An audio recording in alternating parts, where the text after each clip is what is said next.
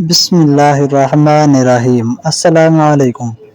میرا شوہر ذہنی طور پر معذور تھا کیونکہ میں خون بہا میں بیاہ کر آئی تھی۔ میرے بھائی کے ہاتھوں شوہر کا بھائی مارا گیا تھا۔ اس وجہ سے مجھ پر ظلم کے پہاڑ توڑے جاتے۔ سارا دن کام کرتی تھی۔ حویلی کی عورتیں مجھ سے کام کرواتی اور مرد مجھے اپنی جاگیر سمجھتے۔ میرا دیور مجھ پر بری نظر رکھتا تھا، میری عزت پر ہاتھ ڈالتا تھا۔ ایک روز روتے ہوئے اپنا غم ہلکا کرنے کے لیے پاگل شوہر کو سب بتایا تو پاگل شوہر نے ایسی حرکت کی جیسے دیکھ کر میں دنگ رہ گئی۔ وہ تو پاگل ہونے کی ایکٹنگ، وہ میرے سامنے موت کے فرشتے کی طرح موجود تھا اور میں خود کو کوس رہی تھی کہ میں نے آج سٹور روم کی کنڈی کیوں نہیں لگائی۔ یہ تو میرے لیے زندگی موت کا مسئلہ تھا، میں کیسے بھول سکتی تھی، جبکہ وہ آہستہ آہستہ میری طرف بڑھ رہا تھا اور پھر اس نے میرے گلے سے دوپٹہ کھینچ کر دور پھینک دیا۔ میں زور زور سے چیخ رہی تھی مگر یہاں میری کوئی پکار سننے والا نہیں تھا، اور پھر اس نے ایک جھٹکے سے میرے قمیض کا دامن پکڑ کے کھینچا اور قمیض پھٹتا چلا گیا۔ میں نے جلدی سے اپنے بال کھول کر آگے کیے اور گھٹنوں کے گرد لپیٹتے ہوئے اپنا چہرہ ان میں چھپا لیا۔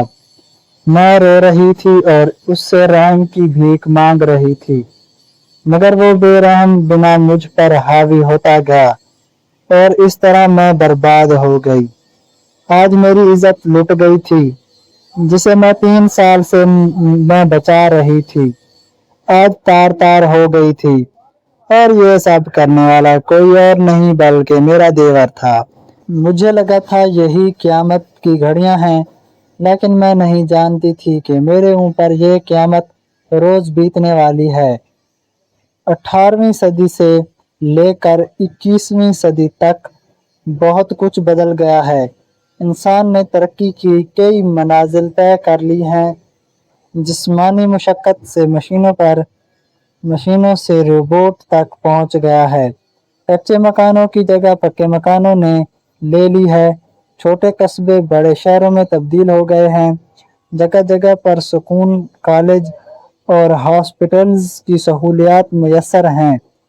دنوں کا سفر گھنٹوں اور گھنٹوں کا سفر منٹوں میں طے ہونے لگا ہے۔ فضاؤں کا سینہ چیر کر انسان خلا میں پہنچ گیا ہے اور چاند اور دوسرے سیاروں پر بھی زندگی کے آثار ڈھونڈنے لگا ہے۔ مگر ترقی کی اتنے منازل طے کرنے کے باوجود اس صدی سے لے کر اس صدی تک ایک چیز متواتر قائم ہے، وہ ہے عورت کی تذلیل۔ کئی زمانے گزر جانے کے باوجود عورت آج بھی اس طرح ذلت اٹھا رہی ہے جیسے کہ زمانہ جاہلیت میں اٹھا رہی تھی۔ ہاں، بس عورت کو رسوا کرنے کے انداز بدل گئے ہیں۔ پہلے زمانہ جاہلیت میں لوگ بیٹیوں کو پیدا ہوتے ہی دفن کر دیتے تھے، پھر ہمارے پیارے نبی کریم حضرت محمد صلی اللہ علیہ وآلہ وسلم کا دین آیا اور آپ صلی اللہ علیہ وآلہ وسلم سب کے لیے رحمت کا پیغام بن کر آئے۔ بیٹیوں کو ان کے حقوق ملنے لگے اور عورت کا بول بالا ہو گیا۔ اس زمانے میں عورت نے جنگوں میں بھی حصہ لیا، گھڑ سواری، تلوار بازی اور تیر اندازی بھی سیکھی، گھرداری بھی سنبھالی اور دین کی اشاعت کا کام بھی کیا۔ دین اسلام نے ماں کے قدموں میں جنت رکھ دی تو بیوی کو آدھا دین قرار دے دیا ہے، بیٹی کو رحمت بنا دیا تو بہن کو غیرت بنا دیا، الغرض عورت کے ہر روپ کو محبت قرار دے دیا۔ مگر آج کا زمانہ پھر سے جاہلیت کا زمانہ بن گیا ہے۔ اب بیٹیوں کو زندہ دفن تو نہیں کیا جاتا، لیکن ایسے کام ضرور کیے جاتے ہیں جن سے بیٹیاں جیتے جی زندہ درگور ہو جاتی ہیں۔ कभी उन्हें तालीम के हक से महरूम रखा जाता है तो कभी उन्हें दुगनी उम्र के मर्द से बिना उसकी मर्जी पूछकर शादी की जाती है। कहीं औरत को वनी कर दिया जाता है तो कहीं उसे खून के बदले दिया जाता है। ये मुआशरा कल भी मर्दों का था और आज भी मर्दों का है। यहाँ तक मर्दों की उजादार चलती है, औरत को अपने लिए बोलने का हक हासिल नहीं है।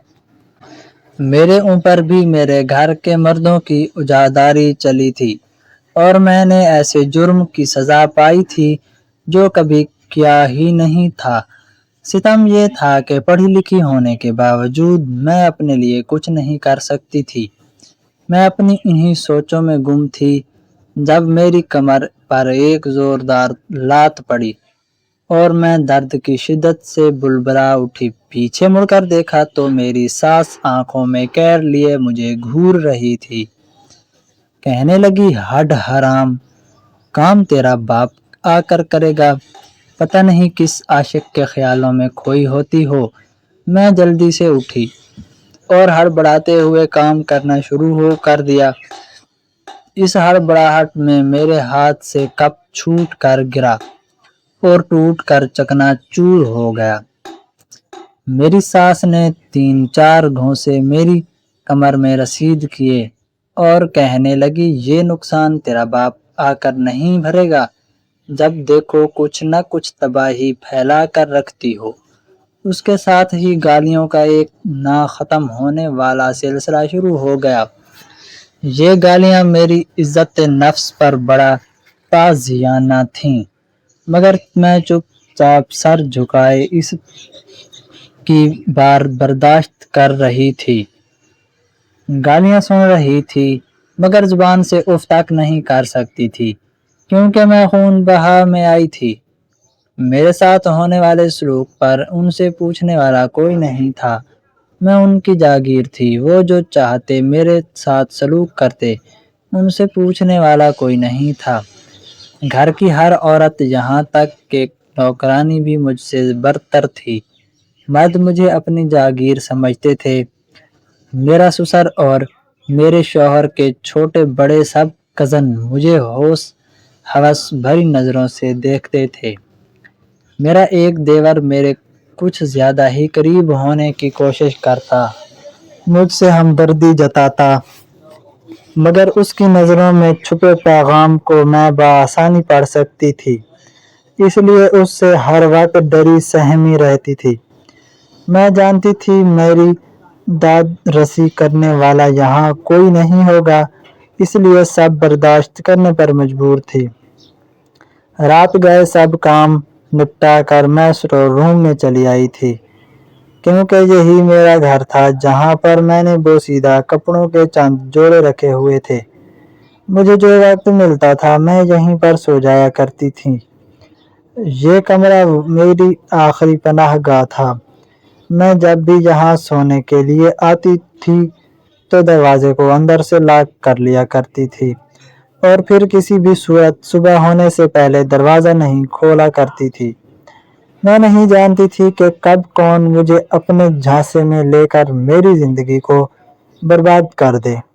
यहाँ मैंने हर किस्म के जिस्मानी अजियत बर्दाश्त की थी, लेकिन अब तक मेरी इज़्ज़त महफूज थी और ये भी अल्लाह ताला की तरफ से बड़ा करम था। आज मुझे सुबह से बुखार था, लेकिन आराम करने की किसी सूरत इजाज़त नहीं थी। मैं किचन में बर्तन धो रही थी जब मुझे ज़ोरदार चक्कर आया और मैं ज़मीन पर बैठ गई। इसी लम्हे मेरे चचा के ज़ाद बीवी किचन में आई और नीचे बिठा देखकर उसने मुझे गालियों से नवाजना शुरू कर दिया। गालियाँ शायद उस खानदान की पुरानी रिवायत थी, लेकिन सिवाय इन गालियों को सुनने के मेरे पास और कोई चारा नहीं था। हस्ब मामूल मैंने काम ख़त्म किया, स्टोर रूम जाकर पनाह ली थी, लेकिन आज मैं कुंडी लगाना भूल गई थी और यही मेरी ज़िंदगी की सबसे बड़ी गलती थी। मैं अपने देवर के हाथों लुट गई थी। آج میں نے جلدی جلدی اپنے کام ختم کیے تھے اور اس سے پہلے کہ کوئی مزید مجھے دوسرا کام بولتا میں جلدی سے اسٹور روم میں آ گئی تھی اور اندر سے کنڈی لگا لی تھی۔ میں نہیں جانتی تھی کہ جو کچھ کل میرے ساتھ ہوا تھا وہ آج بھی ہو جیسے اپنے سونے کی جگہ پر گئی تو یہ دیکھ کر میری چیک نکل گئی کہ میرا دیور آج پہلے سے کمرے میں موجود تھا۔ اس نے ایک بار پھر سے مجھے کندھوں سے تھام لیا تھا تو میں نے اس کے سامنے ہاتھ جوڑ دیے اور اس کی منتیں کرنے لگی کہ وہ مجھے چھوڑ دے۔ میں اسے واسطے دے رہی تھی اور کہہ رہی تھی کہ وہ میرے ساتھ کچھ نہ کرے۔ میں اس کی غلط حرکت کے بارے میں کسی کو کچھ نہیں بتاؤں گا۔ وہ میری بات سن کر زور زور سے ہنسنے لگا اور کہنے لگا، جاؤ تم نے جس کو بتانا ہے بتا دو۔ کوئی تمہاری بات پر جب یقین کر لے تب کہنا تم خون بہا میں آئی ہو، تم ہماری غلامی ہو۔ تم بھول تو گئی ہو وہ جس وجہ سے تمہیں خون بہا میں لایا گیا ہے، یا میں تمہیں وہ وجہ یاد دلاؤں؟ سب تم سے نفرت کرتے ہیں۔ پہلے تو تمہاری بات پر کوئی اعتبار نہیں کرے گا، اور اگر کسی نے اعتبار کر بھی لیا تو بھی کوئی تمہیں انصاف نہیں دلائے گا کہ تم سب کی دشمن ہو۔ تمہارے ساتھ ہوئے اس سلوک پر کسی کو کوئی افسوس نہیں ہوگا۔ میں ایک بار پھر سے اس کی مضبوط گرفت میں پکڑ پھڑا رہی تھی اور وہ تھا کہ مجھ پر حاوی ہو جا رہا تھا۔ مجھے خود سے اور اپنے وجود سے نفرت ہو رہی تھی، لیکن میں اپنی زندگی کو ختم نہیں کر سکتی تھی۔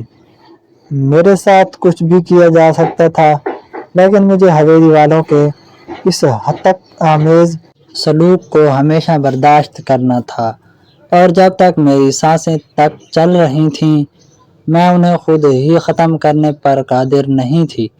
میری یہ پوری رات بھی اذیت میں روتے اور سسکتے ہوئے گزری تھی، کیونکہ مجھے ایک پل کے لیے بھی میرے دیور نے نہیں چھوڑا تھا اور میری روح کی دھجیاں تک اڑا دی گئی تھیں۔ میں نے رونے کی کوشش کی تو میری آنکھوں میں آنسو بھی نہیں آ رہے تھے اور نہ ہی مجھ سے رویا جا رہا تھا۔ میری آنکھوں سے یہاں سے ٹوٹ کر گرے اور پہلی بار میں نے اللہ سے شکوہ کیا اور کچھ نہیں بھی دیا تھا، نہ صحیح بھلے ہی مجھے خون بہا میں دے دیا تھا، مگر کم از کم اتنا ہوتا کہ میرے شوہر کے حواس تو بحال ہوتے۔ میرے ساتھ بھلے ہی جانوروں جیسا سلوک کیا جاتا لیکن میری عزت تو محفوظ رہ جاتی۔ ایک ذہنی مریض کے ساتھ میری شادی ہو چکی تھی، بالکل پاگل تھا، اسے پتہ ہی نہیں تھا کہ میں اس کی بیوی ہوں تو میری عزت کی حفاظت کیا خاک کرتا۔ آنسو میری آنکھوں سے ٹوٹ ٹوٹ کر بہہ رہے تھے۔ میں اس وقت صرف اور صرف اپنے لیے موت مانگ رہی تھی۔ صبح فجر کی اذانوں سے کچھ دیر پہلے میرا دیور خود بھی تھک گیا تو مجھے ایک ٹھوکر رسید کرتے ہوئے وہاں سے چلا گیا، جبکہ میں ویسے ہی بے یار و مددگار پڑی رہ گئی۔ میں نے اٹھ کر اپنے گرد دوپٹہ لپیٹا اور اپنے شوہر کے کمرے کے پاس جا کر بیٹھ گئی۔ کچھ دیر بعد دروازہ کھلا تو میرا شوہر ہاتھ میں اپنا بھالو لیے کھڑا تھا۔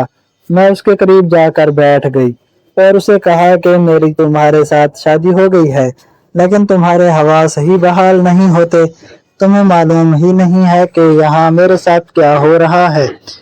تمہارے اپنے چھوٹے بھائی نے میری عزت لوٹ لی ہے، مجھے برباد کر دیا ہے، میری روح میں ایسے نشتر لگائے ہیں جن کی تکلیف مجھے اندر تک گھائل کر رہی ہے، مگر تمہیں کہاں خبر اس تکلیف کی جس سے میں گزر رہی ہوں۔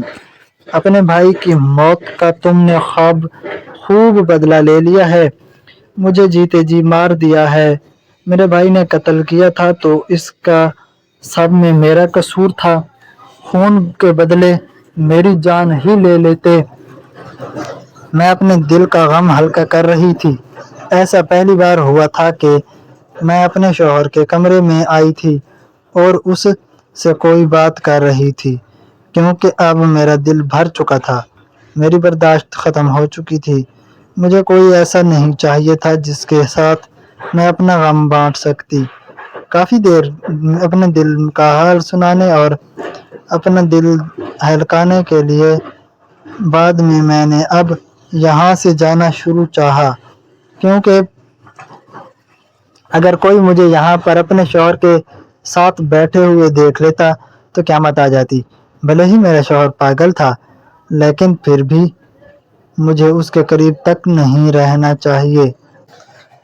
میں نے اسے دور سے ہی ایک دو بار دیکھا تھا۔ اس وقت بھی میں جیسے ہی اپنے دل کا حال سنا کر جاننے کے لیے اٹھی تو اس نے ایک جھٹکے سے میرا ہاتھ پکڑ لیا۔ میں نے سہم کر اس کی طرف دیکھا۔ مجھے لگا تھا کہ اب یہ مجھے مارے پیٹے گا، شور مچائے گا، میری ساتھ کوئی غلط سلوک کرے گا، مگر یہ جان کر میری حیرت کی انتہا رہی تھی کہ میرا شوہر تو پاگل ہونے کا ناٹک کر رہا تھا، وہ تو اچھا بھلا تھا۔ اور پھر اس نے جو کچھ میرے ساتھ، میں اپنے گاؤں کی پہلی لڑکی تھی جو یونیورسٹی تک گئی تھی، میں انتہا درجے کی فرما بردار تھی اور بے حد ذہین تھی، میرا اکیڈمک ریکارڈ شاندار تھا، اور میرے ریکارڈ کو دیکھنے کے لیے میرے ابو نے مجھے یونیورسٹی میں ابھی ایڈمیشن دلوا دیا تھا۔ سبھی میری بہت تعریفیں کرتے تھے، گاؤں میں سب اپنی بیٹیوں کو میری مثالیں دیا کرتے تھے۔ میں 3 بھائیوں کی بے حد لاڈلی بیٹی تھی۔ خوشیوں کے ہنڈوالوں میں جھولتے ہوئے دن بہت ہی خوبصورت سے گزر رہے تھے، مگر مجھے خبر نہیں تھی کہ خوشیوں کے دن بہت مختصر ہیں اور جلد ہی ختم ہونے والے ہیں۔ میرے سر پر آزمائشوں اور مصیبتوں کا ایک گڑھا پہاڑ ٹوٹنے والا ہے۔ ہماری بربادی کی داستان اس وقت شروع ہوئی جب میرے سب سے چھوٹے بھائی کے ساتھ والے گاؤں کے ایک لڑکے کی دوستی ہو گئی۔ وہ لڑکا ڈویژن ڈیرا خاندان سے تعلق رکھتا تھا۔ ابو کو جب ان دونوں کی دوستی کے متعلق پتہ چلا تو ابو نے میرے چھوٹے بھائی کو سب سے باز رکھنا چاہا اور کہا کہ فہیم ایسا نہ کرو، وہ ڈویژن ویران ڈیرا خان سے تعلق رکھتے ہیں اور ہم انتہا شریف لوگ ہیں، کہیں ایسا نہ ہو کہ ان کی دوستی ہمارے گلے میں پڑ جائے، کچھ ایسا ہو جائے جس کا بھگتان ہمیں ساری زندگی بھگتنا پڑے۔ ابو انتہائی شریف النفس انسان تھے، پڑھے لکھے تھے، لیکن بینک میں اعلیٰ عہدے پر فائز تھے، لیکن اپنی روایات سے جڑے ہوئے تھے۔ انہوں نے آج تک اس گاؤں کو نہیں چھوڑا تھا جس دن میں ان کا جنم ہوا تھا۔ ہر روز شہر میں بینک آنے جانے کے لیے انہیں 1.5 گھنٹے کا وقت لگا کرتا تھا، مگر وہ یہ سفر باخوشی طے کرتے تھے۔ وہ بچپن سے یہیں پلے بڑھے تھے، اس لیے انہیں یہاں کے لوگوں میں خصلت کا اچھے طریقے سے اندازہ تھا۔ وہ نہیں چاہتے تھے کہ کوئی مصیبت ہمارے گلے پڑ جائے، اور پھر وہی ہوا جس کا ڈر تھا۔ فہیم نے ابو کے سمجھانے کے باوجود بھی وڈیروں کے لڑکے کے ساتھ دوستی نہ چھوڑی۔ وہ لڑکا ابو سے بھی ملا اور ہمارے گھر بھی آنے جانے لگا۔ میرے دوسرے بھائیوں کے ساتھ بھی اس کی دوستی ہو گئی۔ وہ ایک اچھا اور شریف لڑکا تھا، اس لیے ابو نے بھی فہیم اور اس لڑکے کی دوستی کی مخالفت کرنا بند کر دی۔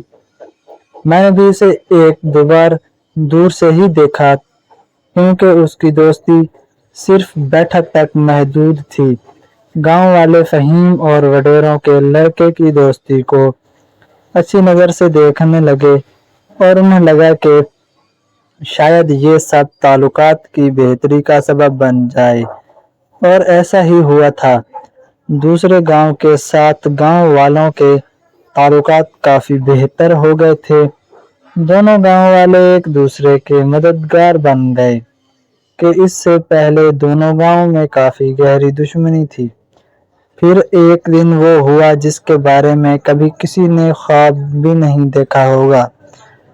فہیم ڈیروں کا لڑکا اور ان کے دو دوست پہاڑوں پر گھومنے کے لیے چلے گئے، جہاں سے یہ خبر آئی کہ فہیم نے وڈیروں کے لڑکے کو ختم کر دیا ہے۔ مگر اس کی بات کے بارے میں جب فہیم نے ہمیں بتایا تو ہمارے ہوش اڑ گئے، جبکہ وڈیرے ہمارے جانی دشمن ہو گئے۔ وہ میرے دوسرے دونوں بھائیوں کی بھی پیچھے پڑ گئے تھے۔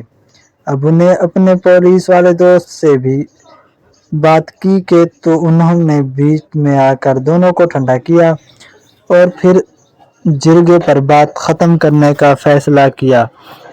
فہیم کا کہنا تھا کہ اس نے وڈیروں کے لڑکے کو نہیں مارا اور وہ اس کا بہت اچھا دوست تھا، لیکن باقی دونوں دوست یہی گواہی دے رہے تھے کہ فہیم نے ہی اس لڑکے سے ساتھ ان دن کے بعد اس پہاڑوں سے دھکا دیا ہے، جبکہ فہیم ان کی باتوں کو جھٹلا رہا تھا اور کہہ رہا تھا کہ ہم صرف وہاں پر کچھ تصویریں بنانے کے لیے گئے تھے۔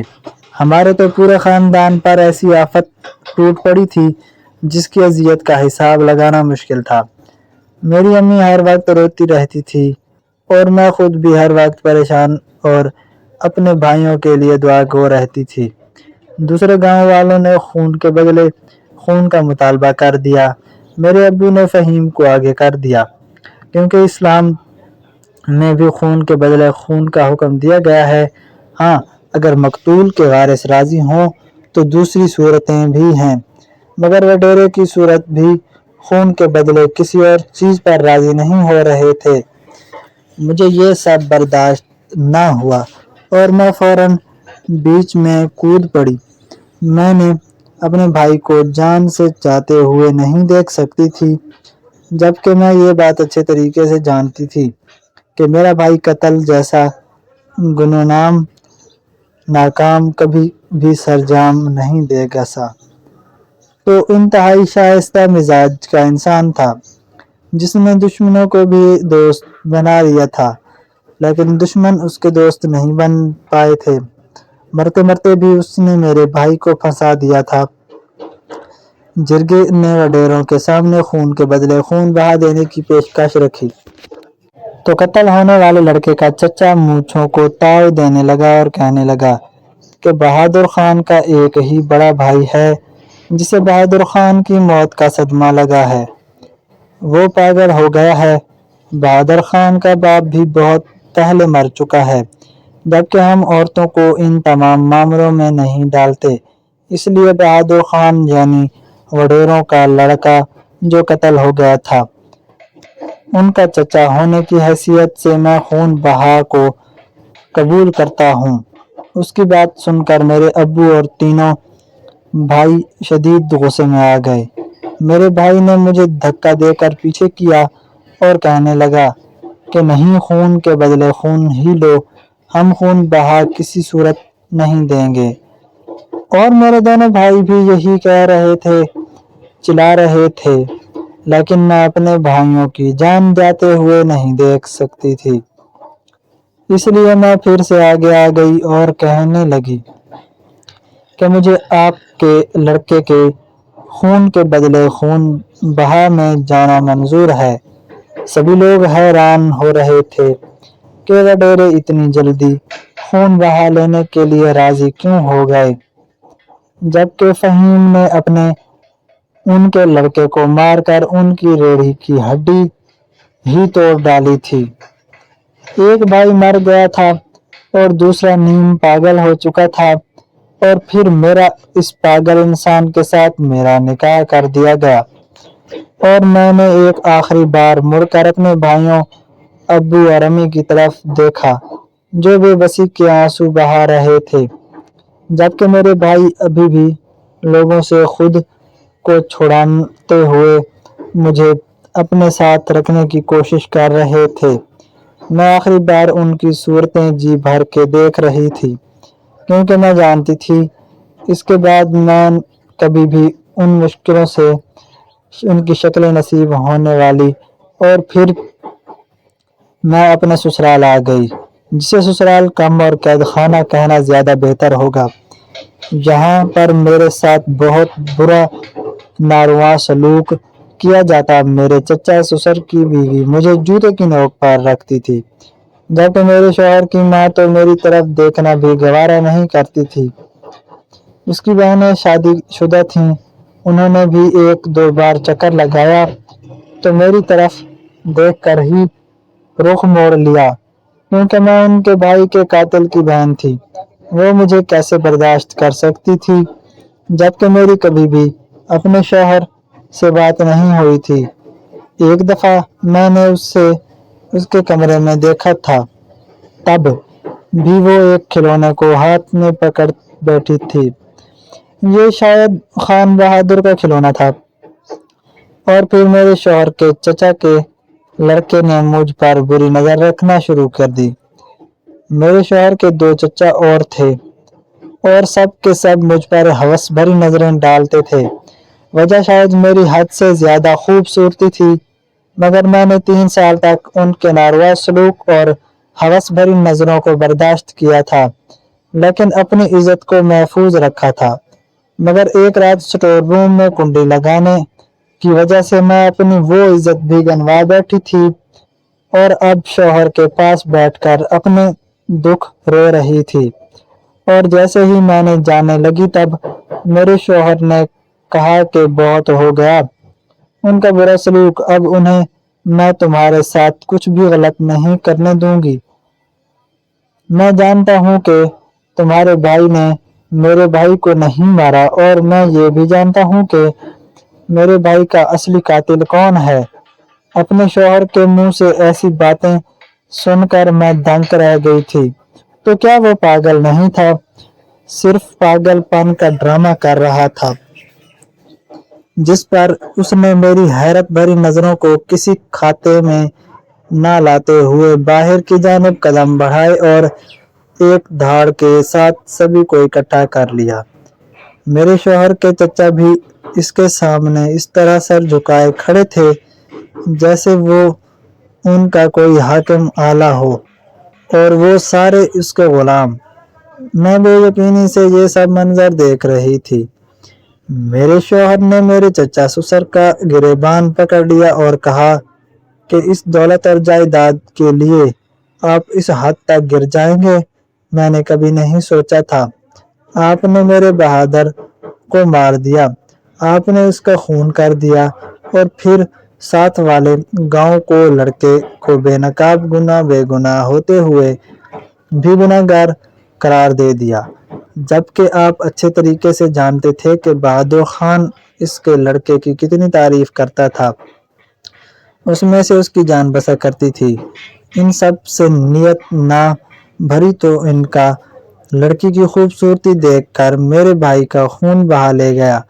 आप हमारे इतने सगे होते तो खून के बदले खून का मुतालबा करते हैं ना, कि उनकी लड़की की खूबसूरती को देखकर मेरे भाई का खून माफ कर देते। मेरा शौहर गिरज रहा था, मेरे चचा ससुर की टांगें कांप रही थीं, और यही हाल उनकी औलाद का था। मेरे शौहर ने उन तमाम लोगों को अपने घर से निकाल दिया था। मैं रात गए तक किचन में बैठी रही थी। मेरी सास ने भी मुझसे माफी मांग ली थी, लेकिन मैं अपने शौहर के सामने कैसे जाती और उसे क्या कहती, जबकि मैं तो उसके लायक भी नहीं रही थी। मैंने सोच लिया था अपने शौहर से ये मुतालबा करूंगी कि मुझे मेरे मायके वापस भेज दिया जाए। मैं रात जैसे तैसे किचन में ही बसर कर लेती हूँ। मैंने बर्तन धोने वाली तकलीफ शेल्फ पर अपना सर रखा और वहीं बैठे बैठे सो गई। अभी मुझे सोए हुए कुछ ही देर गुजरी थी। मेरी आंख खुली, मैंने आंख खोलकर सामने देखा तो मेरा शौहर सामने बैठा हुआ था और मेरे चेहरे पर आए हुए बाल पीछे हटा रहा था। मेरी सांसें हलक में ही अटक गईं। उसने मेरा हाथ पकड़कर मुझे खड़ा किया और कहा कि फौरन मुंह धोकर कमरे में आओ, मुझे जरूरी बात करनी है। मेरा शौहर तो हुक्म सुनाकर चला गया था, जबकि मैं धड़कते दिल के साथ अभी तक वहीं खड़ी हुई थी। मुझे ऐसा लग रहा था जैसे मैं जैसी भी हूँ मेरा शौहर मुझे कबूल कर लेगा। मैंने मुंह धोया और उसके कमरे की तरफ कदम बढ़ा दिए। मेरे कदम मन मन के भारी हो रहे थे और मेरा जाने को बिल्कुल भी दिल नहीं कर रहा था, लेकिन मुझे उसका सामना तो करना ही था। यही सोचकर अपने दिल को मजबूत करते हुए मैं उसके कमरे में चली गई। मैं अपने शौहर के सामने जाकर खड़ी तो उसने मेरा हाथ पकड़कर मुझे अपने सामने बिठा लिया और कहने लगा कि सबसे पहले तो मैं तुमसे शिकवा करना चाहता हूँ कि तुम्हारे साथ इस कदर बुरा सलूक हो रहा था, इसके बावजूद भी तुमने मुझे बताना जरूरी नहीं समझा। तुमने पहले मुझसे ये सब क्यों नहीं कहा, यहाँ तक कि कोई तुम्हें हवस भरी निगाहों से देखता रहा, तुम्हारी इज्जत के साथ खेल गया, तब भी तुमने मुझे बताना गवारा नहीं किया। तुम तो शौहर की पढ़ी लिखी लड़की हो, क्या तुम्हें मालूम नहीं था कि तुम्हारा हक हकूक क्या है? तब मेरी आंखों से आंसू बरसने लगे। मैंने उसे कहा कि आपके हवास बहाल नहीं थे और ना ही मुझे आपसे मिलने दिया जाता था, यहाँ तक कि कोई मुझे आपके सामने भी नहीं आने देता, तो फिर मैं कैसे आपको सब कुछ बताती। आज भी जब मेरी बर्दाश्त खत्म हो गई तो मैं आपके पास आई। मेरे शौहर ने बेइख्तियार मुझे सीने से लगा लिया और कहने लगा कि अब तक तुमने बहुत बर्दाश्त कर लिया। मैं पागल नहीं हुआ था, बस सच जानना चाहता था और अपने भाई के कातिल का पता लगाना चाहता था। मुझे तुम्हारे भाई पर यकीन था कि वो मेरे भाई का कत्ल नहीं कर सकता। तुम फिक्र करना करो, तुम्हें तुम्हारे घर वालों से कल जरूर मिलवाऊंगा और आज से हम अपनी जिंदगी की नई शुरुआत करते हैं। गुजरी तमाम बातों को भूल जाओ, अगर हो सके तो प्लीज मुझे माफ कर दो। मैंने आहिस्तगी से उसके सीने पर सर रख कर आंखें बंद कर लीं, क्योंकि लंबी मुसाफत के बाद अब मुझे घनी छाँव नसीब हो चुकी थी। नाज़रीन, मजीद इस तरह के सबक आमोज कहानियाँ सुनने के लिए हमारे वीडियो को लाइक करें, शेयर करें और हमारे चैनल को ज़रूर सब्सक्राइब करें। कल मिलते हैं एक नई दिलचस्प कहानी के साथ, तब तक के लिए अल्लाह हाफ़िज़।